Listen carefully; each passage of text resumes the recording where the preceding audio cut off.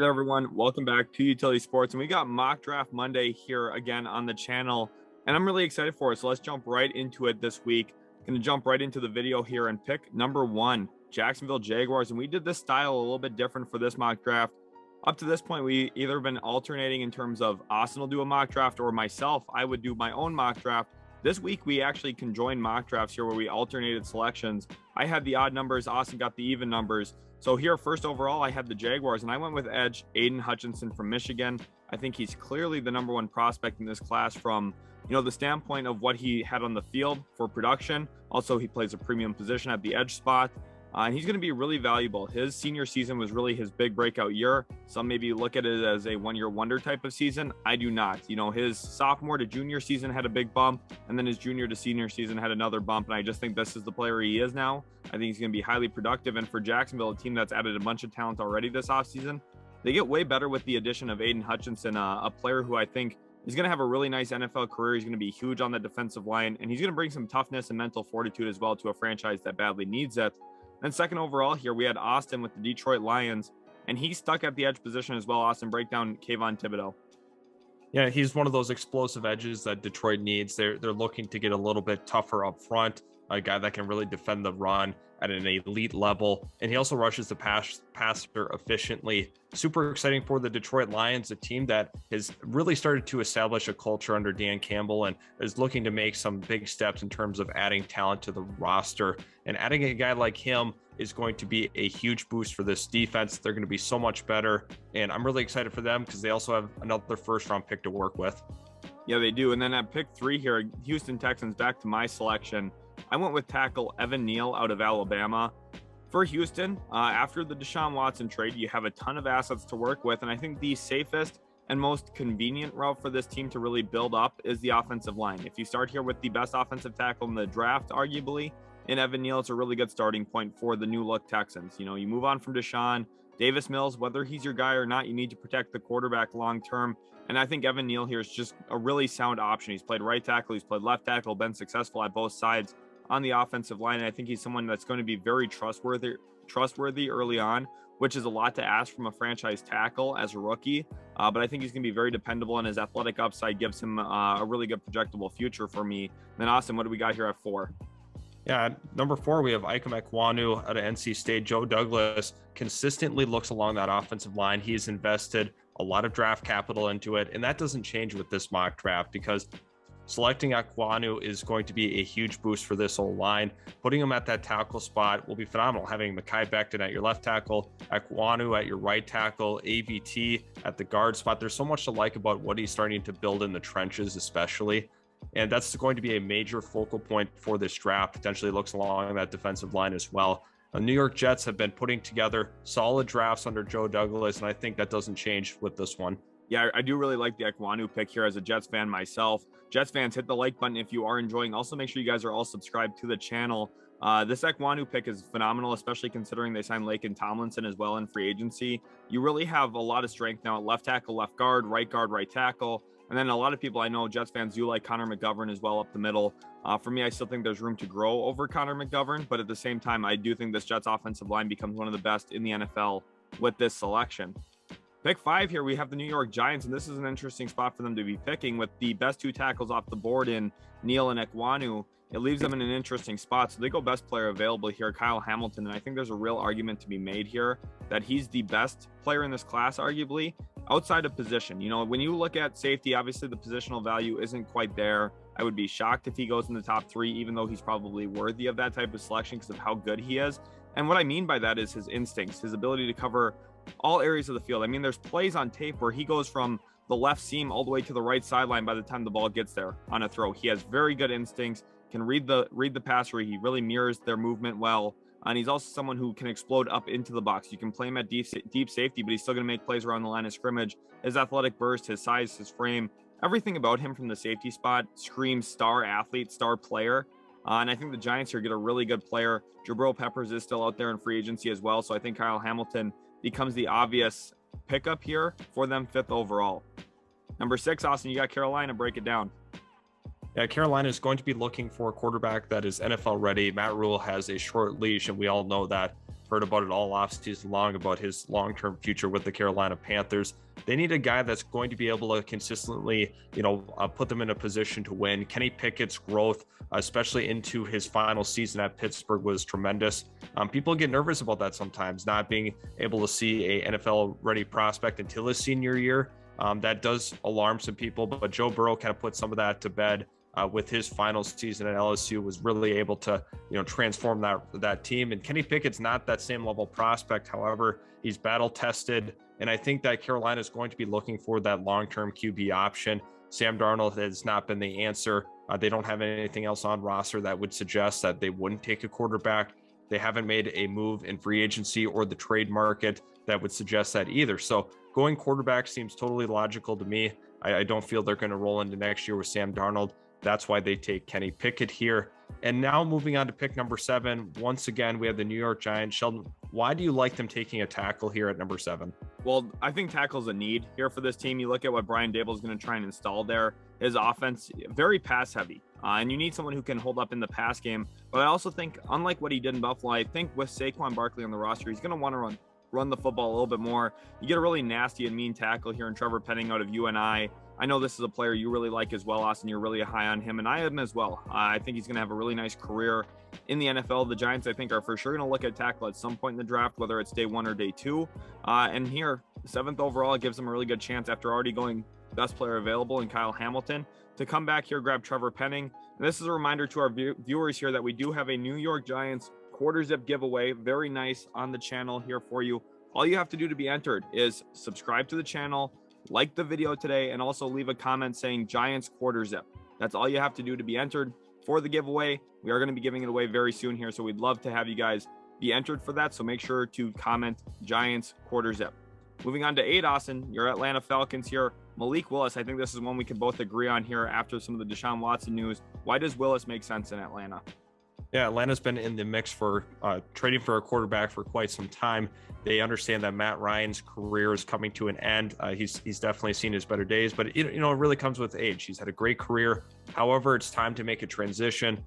This roster is in a total transition mode as it currently stands. I like what Arthur Smith has done there as a coach. However, I think they need a quarterback with a little bit more dynamism. That's what Malik Willis is going to bring to the table. You can have Matt Ryan be there, let Malik Willis sit for an entire season, and then you're able to really, mentally speed him up, get him to where he needs to be. You're not going to find a more dynamic running quarterback in this draft than Malik Willis. He also has all the arm talent in the world. Arguably, and I say arguably, has the strongest arm in the entire class. So that's some high upside. When you look at a QB prospect, you want to look for some of those moldable traits. He definitely has that. Malik Willis is one of those guys that reminds you of a prime Michael Vick in Atlanta. So it could kind of have that same flair. So really exciting for Atlanta fans if this is the selection at 8. Yeah, Arthur Smith gets his guy here, Malik Willis. Like you said, those upside traits are huge when drafting a quarterback. And I think there's a lot more upside here for him than a guy like Kenny Pickett, who we saw go 6th overall. And there's also some other QBs here that are probably going to go in round 1 that just don't quite have the same upside as Malik Willis. Pick 9 here, I got the Seattle Seahawks, and a team probably wanting to get Malik Willis would have been the perfect landing spot for him as well. He could have sat behind Drew Lock, but instead they go with a guy who's a little bit more ready in quarterback Sam Howell from UNC. To start the year, we thought very possibly he could be a top 2 pick.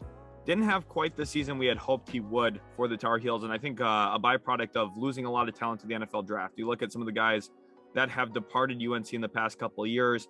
Lost 2 really good running backs in Javonte Williams and also Michael Carter. Lost some wide receiver weapons as well in Diami Brown, Daz Newsome. So, it's a weird year for him because he had to reestablish chemistry with a whole bunch of new guys. But he still did have a pretty good year and had a really good Senior Bowl as well. So that was huge for his draft stock.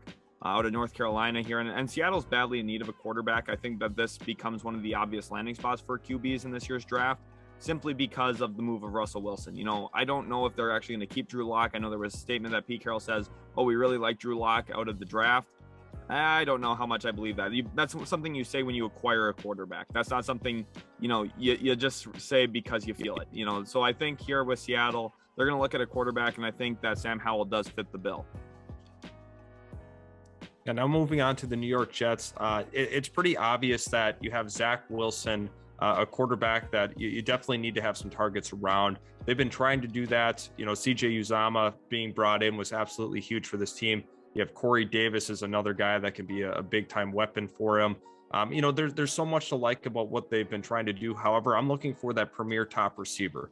Garrett Wilson has that ability to become that, arguably the best route runner in the entire draft. He has great hands. He's phenomenal after the catch. I'm absolutely in love with Garrett Wilson's game. Now, he's not going to wow you in terms of overall size. He kind of stands around that 6 foot. However, he's quick. He's agile. He's the total package almost at that receiver spot. And that's what the New York Jets need. A true primary number one receiver. They have complementary receivers like Elijah Moore and, like I previously had mentioned, in Corey Davis. But adding a guy like Garrett Wilson as a top tier weapon for Zach Wilson is going to aid the development of him and really help him propel him in his career. Yeah, I mean, Garrett Wilson clearly, I think, is a wide receiver one in the NFL. And like you said there, Corey Davis, Elijah Moore, those are good players. They're just not quite to the level of a guy like Garrett Wilson. He's going to transform this offense. I know it's tough, Jets fans, to see two offensive players go in this draft, but basically here it's a lot of best player available as well for New York.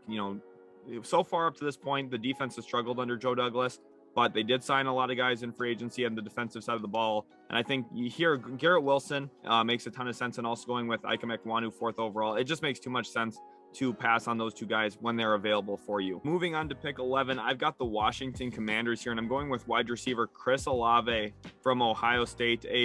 Another Ohio State Buckeye wide receiver goes off the board here, and I think there's very well warranted reasons as to why. When you look at this Washington offense, they definitely could use another wide receiver. I know they added Curtis Samuel, they have Terry McLaurin, but think about how dynamic this offense could become for Carson Wentz, a team that's already really strong defensively. You could consider a cornerback here, but I think Chris Olave, his dynamism, he is 4.39 speed in the 40 was huge for his draft stock as well. Very well could keep him up in that top 15 like we're projecting here in this mock draft. And Washington gets a whole lot better here. They already have another Ohio State wide receiver in that core, and they add another one here with Chris Olave. Moving on to pick 12 here, we got the Minnesota Vikings, Austin. And what do you like about this selection? I think that they have some pretty good options here at this spot on the board. Yeah, there's a lot of question marks at that corner spot for the Minnesota Vikings. It's primarily, when you look at what Ahmad Gardner brings to the table, not only his size, speed, athleticism, but there's also production on the field that match that. And I think that's why the Minnesota Vikings have to consider him as the number one corner on the board. Derek Stingley definitely has had some ups and downs of the last 2 seasons. If you went primarily off of what his freshman year showed, he was no doubt a top 5 selection. However, that's not how it's rolled. Unfortunately, he's had some injuries and inconsistencies in his play. Ahmad Gardner showed tried and true that he's a number one corner in this draft. That's why the Minnesota Vikings are going to trust him on that back end. They're trying to reconfigure this defense after the Mike Zimmer era is over, and it's a great starting point with Ahmad Gardner. Sauce Gardner is an awesome cornerback, and I love this pickup for Minnesota.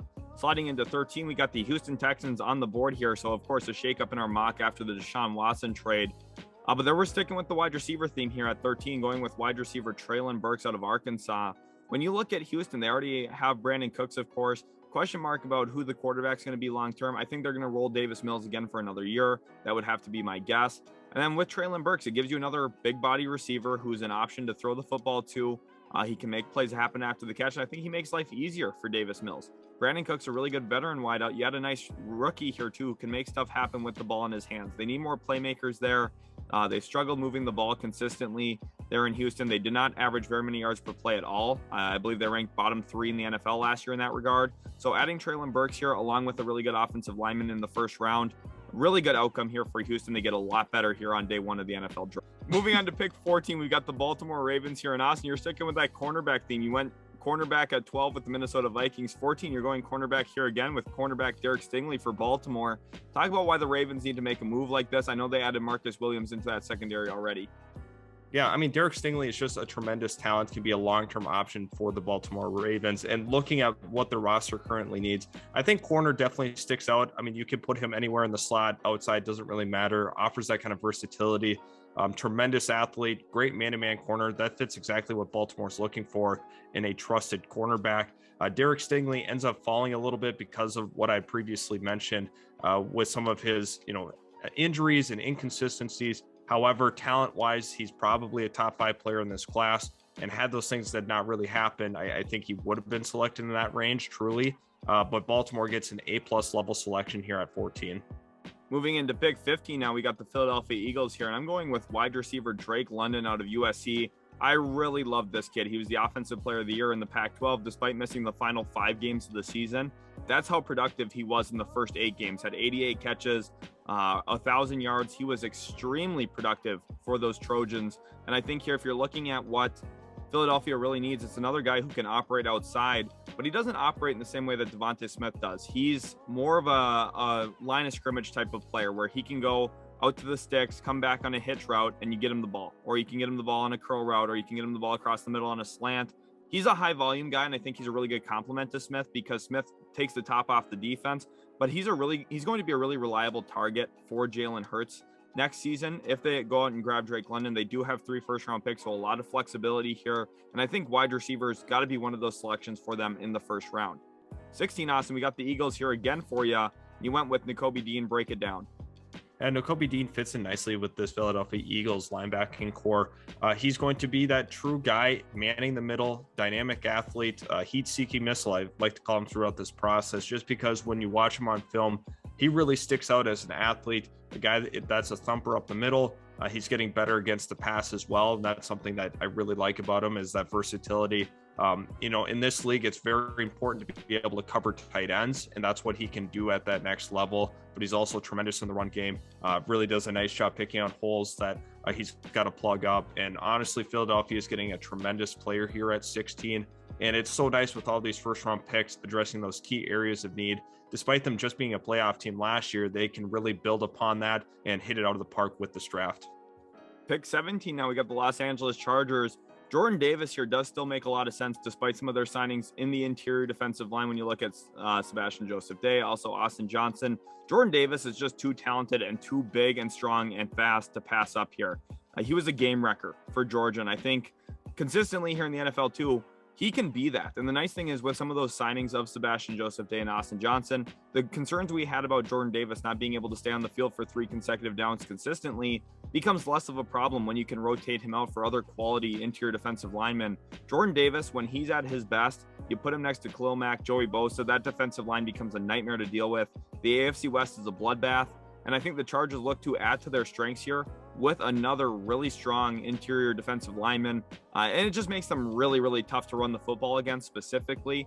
And he also is going to help them in the pass rush game as a pocket pusher. He's going to try and eat up the middle there, make it tough to step up in the pocket. And it's going to help Khalil Mack and Joey Bosa find themselves to be even more productive playing together. This Chargers defense is terrifying. Adding Jordan Davis to the mix makes it all the more scary.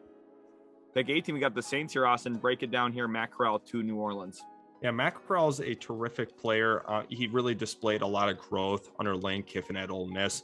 Specifically this past year, his final year at Ole Miss, I mean, he had really cut back on the turnovers from the prior year. Really showed the growth of him as a player. Mentally, he just sped up with the game a little bit more. And I like this for New Orleans because there's a lot of question marks at the quarterback position. They were in on Deshaun Watson, so it's pretty clear that they are looking at the QB spot long term. I think adding a guy like Matt Corral makes a ton of sense. Just considering his injury is going to push him down a little bit on the board. Once was previously thought to be a borderline top 10 pick, falls to 18. New Orleans gets great value. To me, it makes that much sense to go with the QB here. They could definitely wait until later on. However, I think they want to address it right away in the draft. Yeah, I think you nailed it here. The Saints have been really reluctant to bring back Jameis Winston. We do record these on Sundays, so the video comes out on Monday. So it's very possible that by the time this video does come out, that maybe Jameis Winston is back in New Orleans for sure. But still, at the end of the day, it shows that they're not committed to Jameis Winston. I think Matt Corral, a really good pickup here for New Orleans.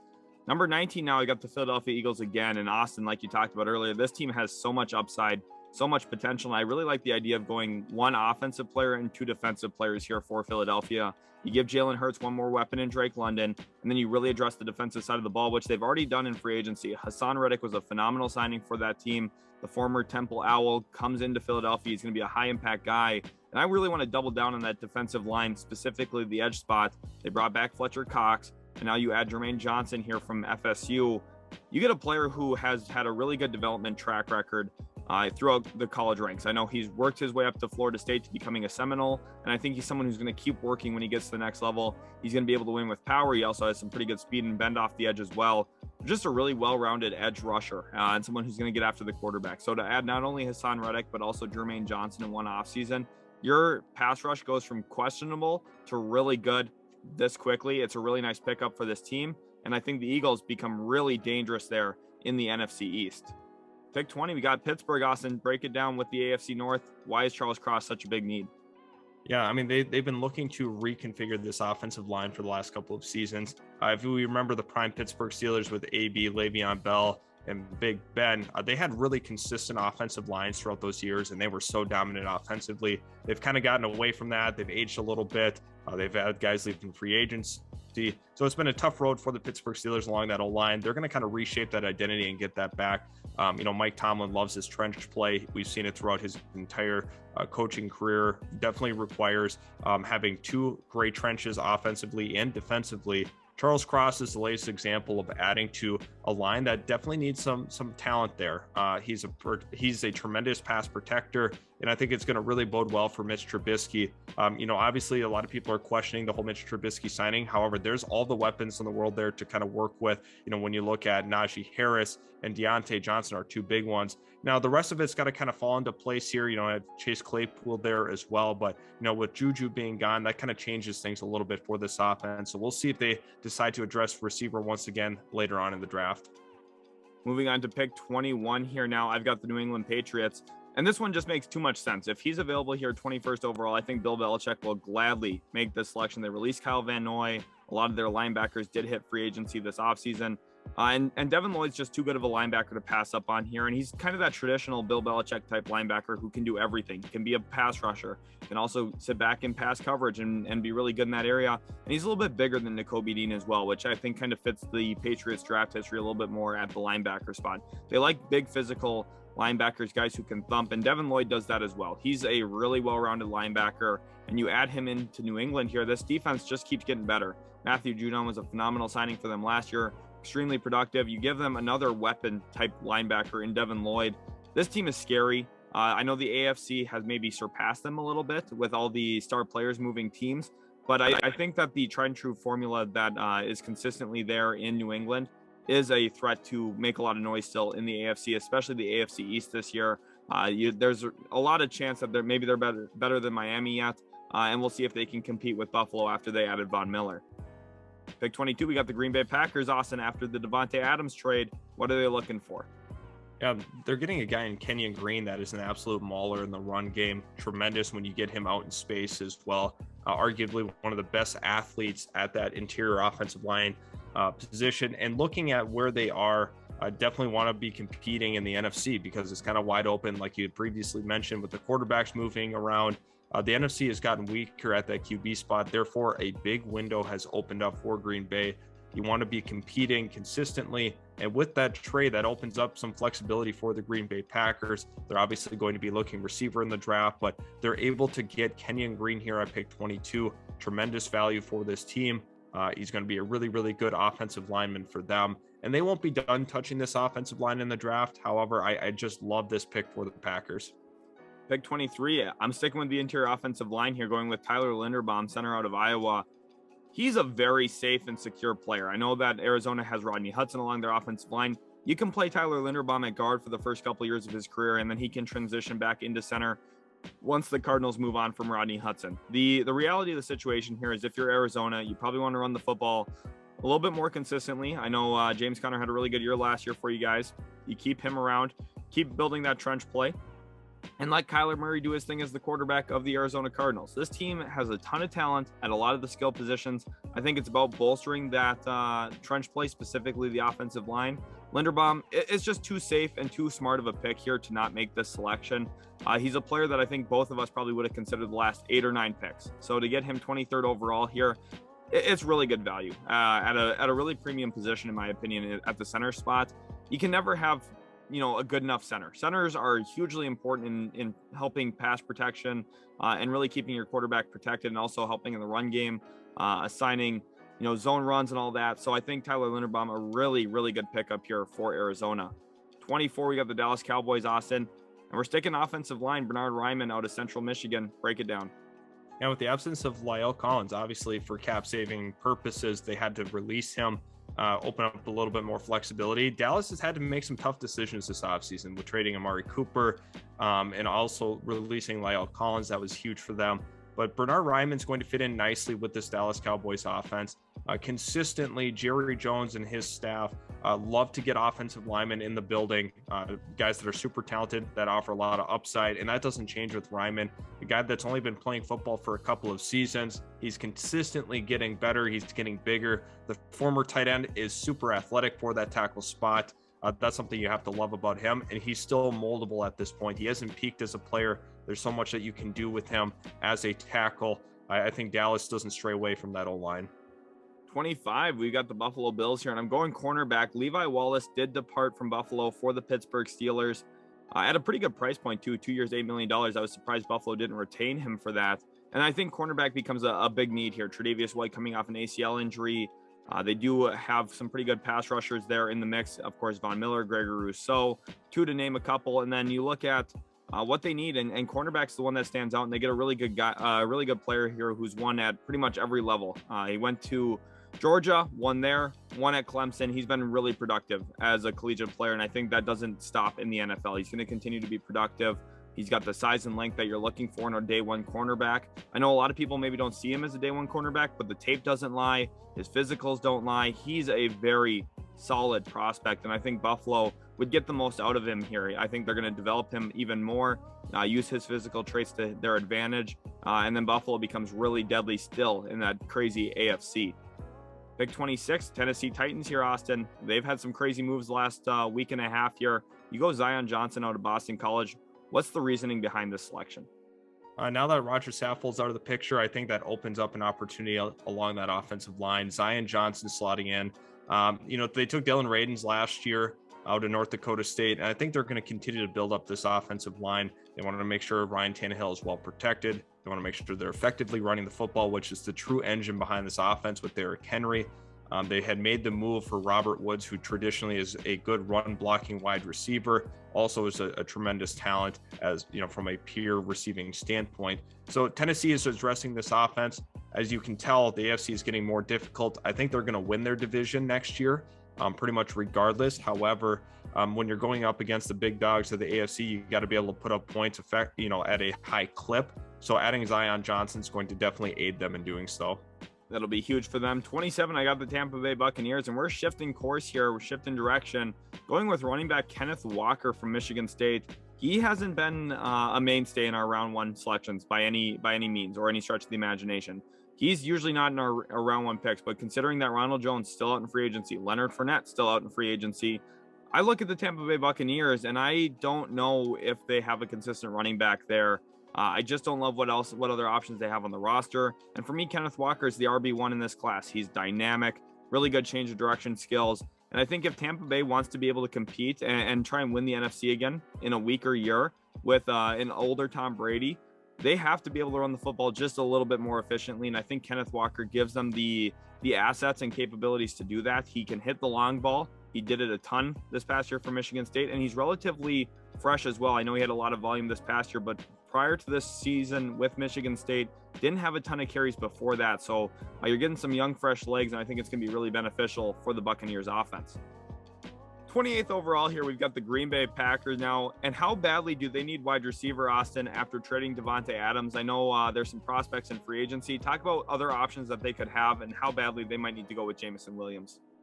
Yeah, I mean, you really have to look at where free agency, where they currently stand. Just not a lot of money, not a lot of flexibility for them, considering that Aaron Rodgers contract, which really kind of presses them here. They have to take a wide receiver, in my opinion, in that first round, and then maybe take one or two after that. I don't love where they're currently at with their wide receiver room. Jameson Williams is coming off of a torn ACL. That's the only reason he's still available at 28. So if they are willing to be patient throughout the course of the year, let him get healthy, he could be a terrific prospect for the Green Bay Packers. He's going to have a phenomenal start to his career if he ends up here playing alongside Aaron Rodgers for potentially 4 seasons before he retires. So, this is best case scenario almost for Jameson Williams, getting to play in Green Bay during this time, being a primary number one target. Huge upside for Jameson Williams and the Packers. Yeah, for Packers fans here who are unfamiliar with Jameson Williams, before his injury, we were mocking him consistently in the top 15. He's a top 15 type of player in this class, great athleticism, great speed. So to get him here 28th overall is a massive steal and a really good way to take advantage of his injury. Pick 29, I've got the Miami Dolphins here, and this is an interesting spot to be looking. I went with wide receiver Jahan Dotson here out of Penn State. He's got a really good catch radius, can catch the ball down the field well in traffic, and also can create a little bit of separation for himself off the line of scrimmage, which I like. And I know Dolphins fans might be saying, well, we signed Cedric Wilson. You know, Jahan Dotson is just a much better player than Cedric Wilson. I don't think a player like Cedric Wilson should deter you from taking a player like Jahan Dotson, especially on day one of the NFL draft. Cedric Wilson's going to come in as a wide receiver 4/3. Jahan Dotson has wide receiver 1 potential, probably fits in best as a wide receiver 2 alongside Devontae Parker. And you give Tua Tagovailoa another guy to work with. They also have Jalen Waddle there. So you've got a really good collection of wide receivers at this point if you're Miami with the addition of Jahan Dotson. I like this defense. I like what they have overall. I think just another wide receiver in the mix does make a lot of sense here for the Dolphins. Pick 30, we got Kansas City. Austin, you opted for cornerback Trent McDuffie out of Washington. What do you like about this kid, and how bad does Kansas City need it? Kansas City has to be going into this draft planning to take a corner or two. I think, you know, once again, when you're in this tough competitive AFC, especially the AFC West with the premier quarterbacks that you're going to be facing multiple times a year, you have to be sound on that back end. They've tried to make some signings to address that. However, Trent McDuffie is a must here. Granted, he's only 5'10". However, he was one of the best corners in all of college football last season. Great positioning all of the time. Has a knack for the football. And honestly, Kansas City has to make sure that they are protected back there. They can't roll into another season just being weak. Obviously, they're going to continue to address the safety spot. They got to get some corners. I like Trent McDuffie as a prospect. He's another guy that ends up sliding a little bit due to his overall physicals. So tremendous pick here by Kansas City. A really good football player. You pair him with Justin Reed, who's a new addition to that secondary. And Kansas City is on track to be really competitive again in that really tough AFC, specifically that AFC West. 31, I've got the Cincinnati Bengals here. And after some projection here from me, I'm projecting that Lyle Collins will sign in Cincinnati with this draft pick. Now, maybe Lyle Collins signs elsewhere, and then this looks silly, but I'm projecting that they get their tackle. They've already gotten a center in Ted Karras, a guard in Alex Kappa. My guess is they get Collins at tackle, and then they go and address that tight end spot after losing CJ Uzomah to the New York Jets in free agency. I have him going with Trey McBride, the number 1 tight end in this class from Colorado State. He's a phenomenal player. He can finish plays in the run game. He's also a high volume tight end. He's someone who I could see down the road being a Pro Bowl type of tight end. So taking him in the first round, maybe it feels a little early for a tight end, but trust me, this kid's worth it, especially at how big of a need this spot is now for Cincinnati after losing Uzomah, who is really, pivotal in their run to a Super Bowl appearance. They need to have some production at the tight end spot. I know some Bengals fans might look at Thad Moss as an option. Trey McBride's just a much better all-around tight end than Thad Moss. So Trey McBride here for me, really like his fit into Cincinnati, gives Joe Burrow another tight end to lean on, and also helps them in the run game with Joe Mixon, assuming they get Lyle Collins in free agency. And the final pick here of the first round, Austin, 32, your Detroit Lions. Break it down. Yeah, George Karlaftis is the pick, falls a little bit. Part of that is his overall testing numbers. Not as athletic as people were hoping he could potentially be. However, he's a really, really good prospect, high floor prospect as well. Detroit Lions, once again, they are adding to that front 7. Now, a lot of people might question why. I just think with the upside that he can bring to an organization, it's tough to pass on him. This is a guy that we had been consistently mocking in that top 10, top 15 range. And the Detroit Lions are going to be looking at value of this pick. And watch out, if Detroit's able to get Karlaftis at pick 32, this is a big deal. This defense has already drastically improved from pick 2. And now at pick 32 here, getting Karlaftis is a big deal. I know some people are going to say, well, we don't need another edge if we've already addressed that one time. I think it's definitely worth it. You have Kayvon Thibodeaux and also George Karlaftis. That is a dynamic pass rushing duo. I'd like to thank everybody for tuning into the channel. Hit that subscribe button if you are new. Also, leave a like on today's video if you did enjoy the content. Please let us know in the comment section below which is your favorite prospect in the entire draft. We'd love to hear your thoughts and comments. So thanks for stopping by, and we will catch you in our next video.